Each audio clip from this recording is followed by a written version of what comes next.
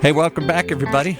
Time again to meet our community, the Hispanic business community here in Orange County, powered by the Orange County Hispanic Chamber of Commerce, with the man who powers through these things like so effortlessly. He just powers through the community. He knows everybody. John Gutierrez. Hey, everybody. Welcome again to our community podcast show, powered by the Orange County Hispanic Chamber of Commerce. I'm your host, Senior Vice President John Gutierrez. And with us today, we have another special guest with us today. It's Pamina Barkow, and she's the founder and CEO of Pamina Barkow Enterprises, Southstar Medical Consultants. She's a trustee at the University here of California, Irvine, and a longtime civic leader focused on expanding opportunity and access to education and healthcare for underserved communities.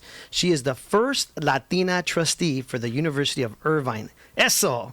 And she's the co-chair of the OC Alliance, a community coalition supporting Latino and underserved students connected to UC Irvine. Welcome, Pamina. Hi, John. And I want to make sure I say that, Pamina. Pamina. And I have to say that we recently ran into each other again at the OC Alliance 5-year anniversary. Yeah. Beautiful event, amazing event. Thank you for the invite, by the way. And we're going to get into all that. We're going to get into what is the OC Alliance, an amazing organization, committee. Yeah. We'll get into all that. But first and foremost, as many of our viewers and listeners know, we like to get to know our special guest. And if you can share with us a little bit about yourself, where you were maybe born and raised, and how we got to this point in your career. Sure. So I'm originally from Chile. I was born in a little town called Chillán, which is maybe 10 hours south of Santiago. It's mid-southern region of the country. I was born during a time of Pinochet, so during the time of dictatorship in Chile. Oh, wow. I was like 8.5 years old when I moved to the United States with my parents. They were looking for opportunity beyond the dictatorship. At that time, we weren't sure how long it was going to last. What is that, the dictatorship? For those people listening or viewing that don't know what that's like. So we had a military dictatorship for many years. That means that we had elected a government, and this is long before I was born, and they were overthrown by a military government, meaning our own military overthrew the government we had elected. And so then they had a general, Augusto Pinochet, and he then came into power for many decades. And it was, that means you don't have free elections. That means you see military walking on the street. So essentially the military becomes that generals, or in this case, he became president, the president's vehicle by which they're able to control society, make rules of society, do as they please. And so they rule the country in essence. And that means that they come on top of the Constitution, on top of elections. Oh. I grew up and was born into that. Wow. What was that like for you growing up? I know there's some good stories that I've heard of how you and I think it's your mother, you guys used to go to the river, right? And wash clothes or something like that? Absolutely. I was born into pretty poor circumstances in the sense that the streets were unpaved where I was born.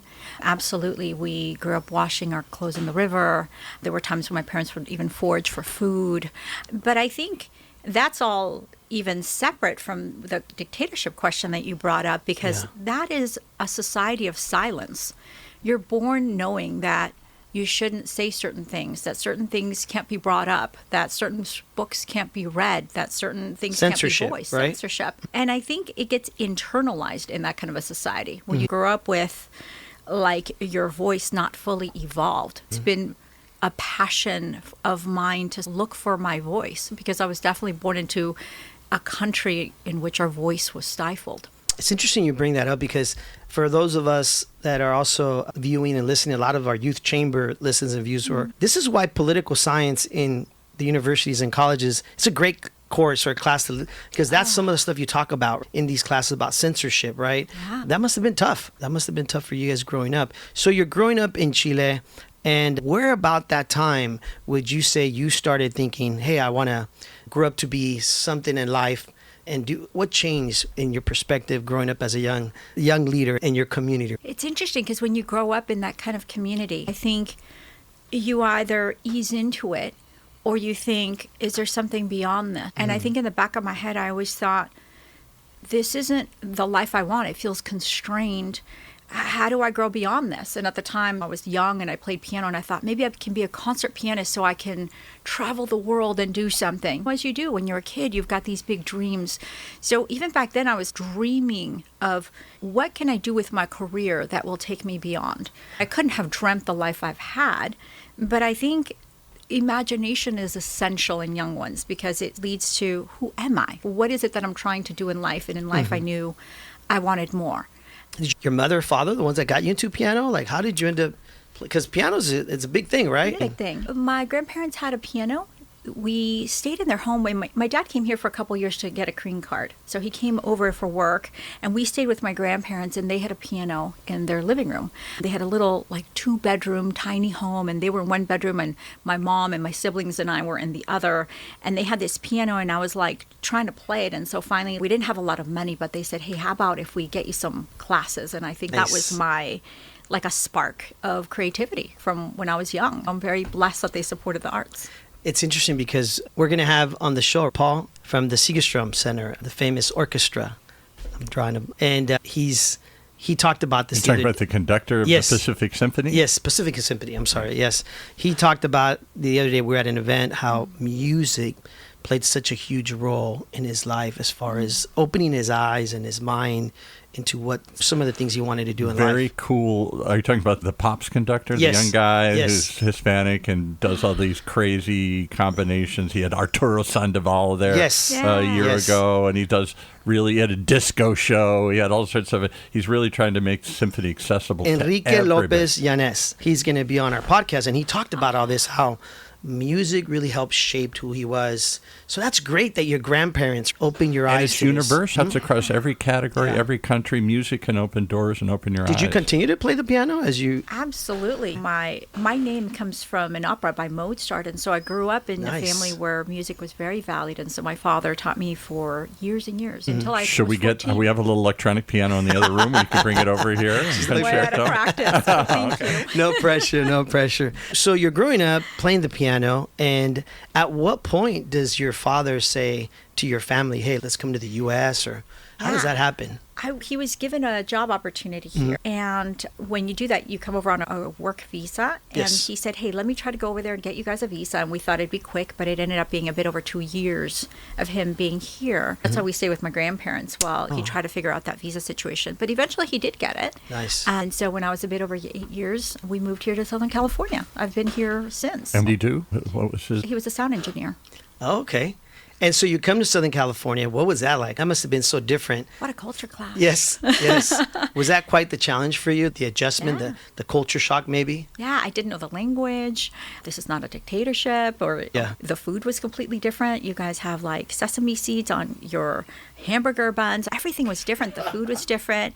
Other people that spoke Spanish. Sesame seeds on our buns. I never thought of that as a big difference here. I was like, what are these people doing? Yeah. Like, why are you messing up my hamburger bun? Yeah, no, everything was different. And how old were you then? A little over 8. Okay, so you're still pretty young. Yeah, 8.5. Oh, wow. Yeah. So that was like elementary school still. Exactly. Yeah, third grade or something? Second grade? Okay. Yeah, I redid that in the second grade. So where did you grow up in Southern California? First San Clemente for many years, and then we moved to Corona Del Mar, and then we sort of moved around all over Orange County. Nice.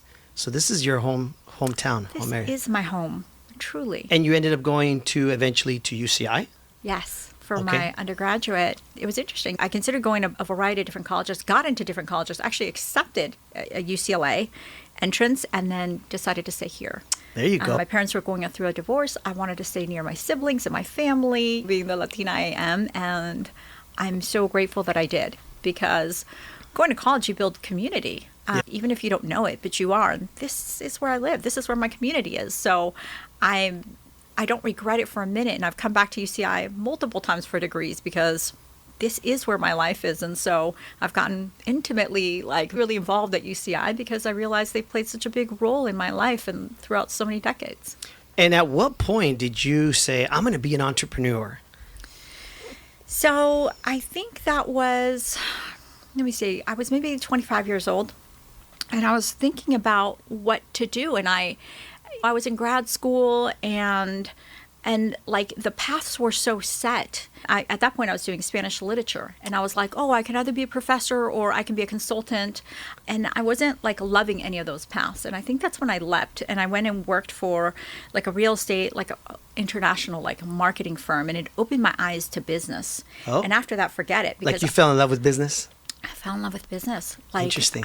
You went from being a opportunity. professor mindset to suddenly, I want to be a businesswoman. Yeah, I was like, where has this been? I didn't know I could do this. I didn't know I could just make up a job. Wow. And so I went and worked for a couple of firms that did like international, like real estate, where finally I got to run the Latin American division. And that was so neat because I was traveling and exploring what does business look like? What does expansion look like?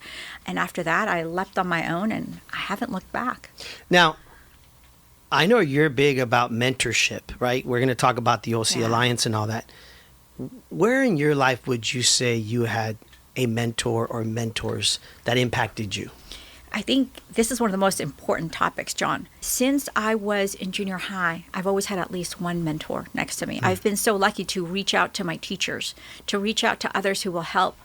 I've never been at a period where I didn't reach out to a mentor or two or three. To this day, I have my group of mentors that I go to because they've been there, they've done that. And it feels, hey, if I don't know how to get through something, it's great to have somebody to be able to turn to and ask. I'm blessed now because I'm middle-aged, so I also get to be a mentor. I get to be mentored, and I get to be a mentor. So it's a beautiful time in life where I get to be part of that cycle. But I see some people that are like too scared to reach out and say, hey, I've got a question, or can we grab a cup of tea, or can I pick your brain on something? But don't, because most of us that have done anything, we've done it because people advise us along the way on how to get here. And so I think a lot of us pay it back constantly. It's interesting you say that because obviously we're on the Orange County Hispanic Chamber of Commerce community podcast show. But I was just talking to somebody about this yesterday. I get calls all the time about people saying, do you know somebody that does this? Do you know somebody that does that? And that's really what a chamber is, right? We're here to be a resource. Obviously, we advocate for businesses and we support a lot of educational things like our youth chamber program that we have, mentorship program. But for you as a businesswoman, I know you eventually were the CEO and, of course, Pamina Barkow Enterprises. Is that when you started your clinics? Or I know with your husband at the time, you were running these clinics. Is that where the businesswoman took off? Yeah, the business sort of took off when I met my late husband. And what was the business? I know somebody tweeted in. What was the business? So he was a pain management physician, and I was a clinical nutritionist at the time. And I was already doing entrepreneurial stuff where I had clients because I'm a chef too. And so I had Pamina's Kitchen, and he had just left pain management clinics that he had some partners at, and he had just left. And when he left, he was like, we should start something. And so we started pain management clinics, and then we incorporated nutrition into it. And so we started Orange County Pain Management Clinics. That was the name of the company, Orange County Pain Management. That's great. And we did something that today is called like integrative medicine, where we had traditional Western medicine, and then because of my nutritional background, we would consider people's lifestyles. We'd take their blood work, we'd counsel them on nutrition, other things that were impacting their pain beyond just the location where things were hurting. And interestingly, this is 20 years ago, it started to grow. And as it started to grow in scale, so did my entrepreneurial spirit, if you will. Interesting. Yeah. That's interesting you say that because we see and hear of that more today, right? Yeah. Like myself, I've had to deal with pre-diabetes, so I had to get in a very strict diet coming out of the pandemic. And now I look back and I'm like, I enjoy drinking so many hot teas because one of our mutual friends, Dr. Paul. Dr. Trin did a show. Yes. Big into integrative medicine, yes. Big into alternative ideas. He's the medical director for Alzheimer's Association. He's that. He runs some But he was the one that told me, John, you want to lose some weight? Yeah. You know, in our culture, we drink a lot of hot tea. Yeah. And I was like, as a kid, my mom would always give me hot tea. And I was like, I don't want to drink that. But I saw how much it helped me lose weight, balance my gut and everything that I was dealing with. I drink 2 or 3 teas a day now. Good for you. Now I'm getting my sons into drinking hot tea. So it's interesting how you got the Western medicine mentality and then you've got the, right? If you think about it, you coming from Chile, like you growing up as a little girl, I'm sure there was things that your parents integrated into you Very back then, much. right? I always think of my grandmother's cocina, her kitchen. It's like when you eat the right foods, when you go out and, first of all, when you're poor, you're actually eating from the land directly a lot, and where it was at the time in Chile. So I was very used to eating whole foods all the time. Yes. It's no surprise. Nutrition to me was just an extension of why aren't we eating the right vegetables, the right actual real foods? And so to me, health is all getting back to that. In some ways, convenience has shortcutted that. So putting that idea together with pain management, and then as we expanded other things, orthopedic surgery, neurosurgery, neurology, it was all unnatural to think of the human as a whole being, not just one part of them. And we weren't doing this as some gimmick at the time. We truly believed it and lived it. And this is 20 years ago when it was innovative. So those clinics grew rapidly. That's when I went back, got my MBA, because at that point, you're not just entrepreneuring. You need a structure by which you can do that to scale correctly. My love of entrepreneurship, I took it to the next level, because it's like when your passion starts to make you money, then you're like, hey, what's next? What's next is you got to learn the business chops so you can scale it, grow it, and know what to do with it. I love what you just said. It just reminded me a lot of when I was growing up, when you said, when you are poor, you eat from the land. Yeah. It's almost like a book you can write, because I like that. I go back into my old neighborhood where I grew up, and all the plants, my dad was a landscape worker, but all the plants that my dad planted are all still there. So my dad had asno tree, an orange tree. He has all these, and he used to grow calabazas, and he used to. So it's funny how you say that, but that was when we were kids, and we were considered low income in Santa Ana as kids. And I look back now, and today that's considered like, you're healthy, you're organic. You know what I mean? Like, it's all the good things that are expensive now. That's right. So it's but true. When we were kids, that's actually what was cheap. Your family's poor if you're doing that, because you're not eating out. You're actually cooking at home. You're chopping things. But it means all of us who grew up under those circumstances have that skill set of, I know how to chop. I'm not afraid of bugs. I do grow my own lettuce, of course. Wow. So you feel like you got a lot from your grandma, huh? Yeah, my grandma and even my grandpa. We'd go to the farmer's market every day to pick out fresh produce. Awesome. Some of my family also farmland, and like those kinds of people, like where we grew up our own trees, our own vegetables. And so like I feel a complete connection to the land. That is awesome. I want to share with everybody, tell us a little bit about, of course, the OC Alliance group that you guys have. I know it's a 5-year anniversary just happened. Yeah. Can you share with everybody about what it is and what you all do? Absolutely. So this is a group that was put together, like you said, 5 years ago, and it's a group of, I'd say, business leaders. Many of us Latino, not all of them. And the intent was to say, hey, UCI, the university, is a Hispanic serving institution, which is an interesting and rare designation. It means that at least 25% of our student body is Latino. And we were saying, what are you guys doing to ensure that these Latino students are having a smooth transition? And the reason I say that is because as a group, they had the hardest time graduating. They had the hardest time staying in there once we were accepting them, and we said why. So this group of leaders got together and say, how do we support this really important group of students who, many of them first generation, many of them underserved, like we need to have enough resources for them, and they need to have advocacy at the highest levels of the university, and that's going to be us. And so to this day, we get to sit with the chancellor and other people and advocate. We have people from our group on every single dean's advisory board, for example, so that we can advocate and say, hey, what are you doing for these students, for your lower income students, for first generation students? Or do you have enough groups for them? Do you have enough support for them? Do we have enough resources? Can we raise funds for scholarships for students that truly need it during the pandemic or whatever it is? We're here to make sure that these students are seen, held, and stewarded. And so we're celebrating 5 years of this group coming together. We keep ourselves small on purpose because that way we can organize really well. I have to tell you, I was at the 5-year anniversary event last week. Is that what it was? And let me tell you, it was a beautiful event to see the group in the room, all the leaders, all the deans that were there, just the presidents, right? The president was there. The chancellor was there. Just the group you guys had it, yes. And then the students that are part of the program that you're supporting and helping. The young man that went up there and did that speech, wow. Yeah. It was just a speech. And then the story of the young lady who's going to be a nurse, it was just very inspiring.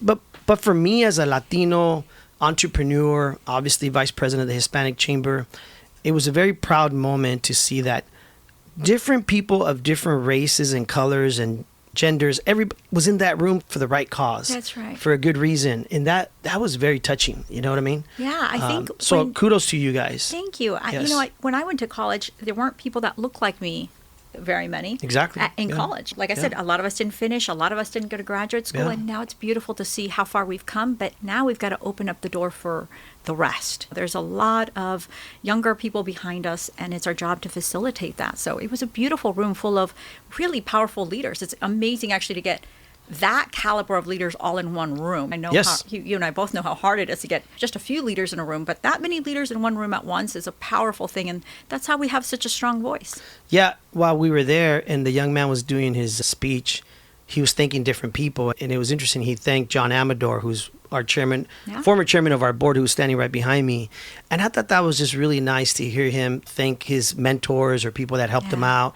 Because, again, back to your point, these young leaders that are coming up in our world, I look at them as the leaders that are going to be around my sons. That's right. Are being mentored and guided by a great group like the OC Alliance. Yeah. What's the future? What's next? What do you guys foresee in this organization, this group? What's next is the Latinos are soon, and we're becoming the majority, and yet we're still not the majority in leadership. We're still not the majority in entrepreneurs. So we have to open up doors, like create pathways, mentor, create financial ability for all of anybody who needs to, but especially first generation and disadvantaged students, to be able to walk that pathway so that people can have a real future. They can create businesses, they can be successful entrepreneurs, they can create jobs for others, they too can open doors. Like, our society can only thrive if we help them thrive. Yeah. And to add to that point, you're the first Latina trustee at UCI. Good job. Thank you. Felicidades. What was that like for you? Or what's it been like to be in that role? It's been amazing. I really have to thank Julie Hill when she had this view of the trustees as we need to have representation. And they had let in some Latinos for the first time, like Ruben Smith and other friends that we have. Ruben Smith, who's on our advisory board. And so it was great because then they in turn helped to open the door for me. And now I get to be a voice in there that says, hey, have we thought about this group? And not just Latinos, but other minorities are underserved. And so it's beautiful now.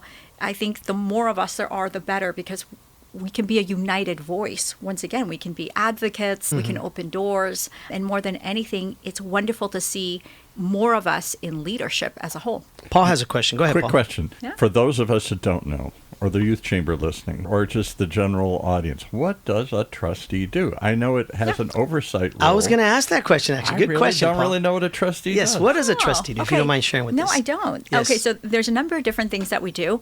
The main thing is that we run the foundation. So a lot of the funds, like when you write a donation check to a university, it goes into their foundation. Okay. So it doesn't just go to pay that professor. Okay. The funds, there's funds that they have for their general budget, and then any donations go into the foundation. So we run that, let's call it that pot of money. And so we invest it, we can send it out into the university as need be. And then all of us have basically committed to play an important role in the university. So most of us sit on dean's advisory boards. We're oftentimes sitting with higher administration, giving our thoughts about things. We hold an offsite once a year where all the trustees come together, and it's our time to have a complete dialogue with the deans, the chancellor, the provost, the vice chancellors, and say, what is the direction that we're going in? What is it that we're doing? Where are we going? And so we're the ones that get to start the conversation that hopefully trickles out into the university, and we get to advocate for the things that we're passionate about. Yes, there's a stewardship component, I would say. Most of us got there because we were passionate about society to begin with, and we were really active in it, and so they went out and handpicked us. So you're not taking individuals that are just passively sitting around. We were all already very actively involved and already leaders, and then from there they handpick you to come in and be part of a group that helps steer. There you go, Paul. Wow. And how many trustees roughly are there? There's about 65 trustees right now. Oh, wow. Yeah.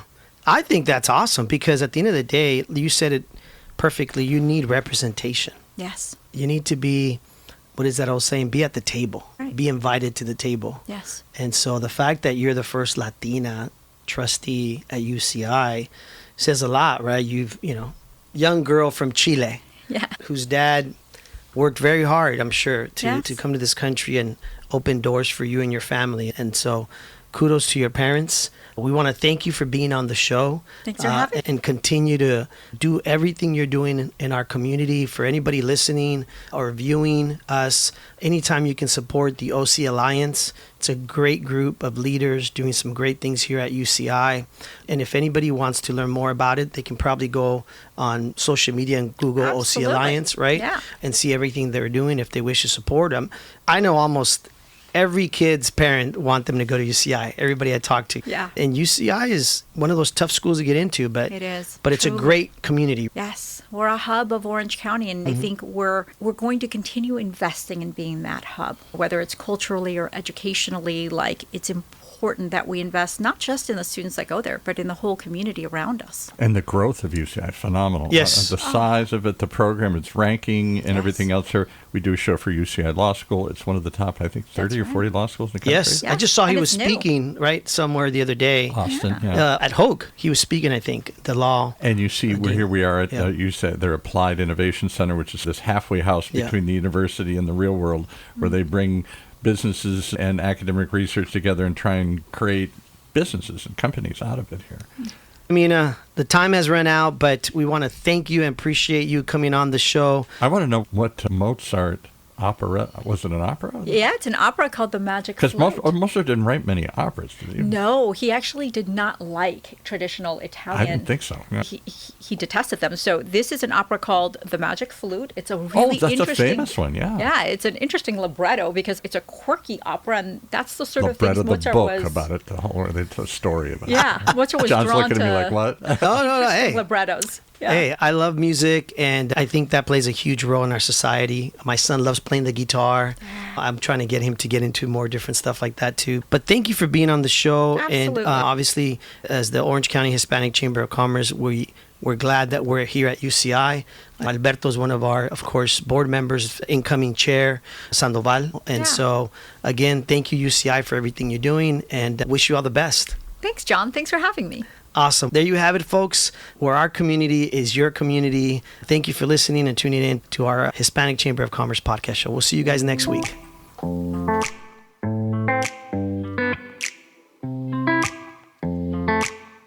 There you have it. One more reason to tune in each and every time to meet the members of our community. Brought to you by the Orange County Hispanic Community Chamber and Orange County's only community conversation, OC Talk Radio, streaming live from our studios here at the University of California, Irvine's Beale Applied Innovation Center.